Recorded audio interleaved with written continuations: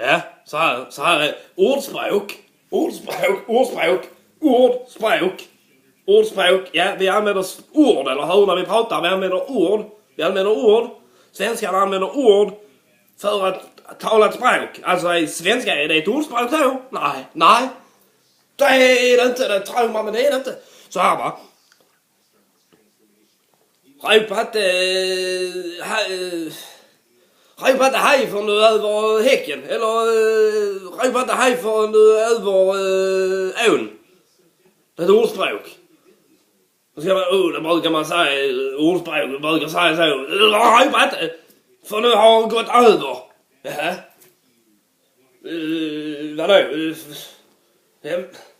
En blind höna hittar också korn.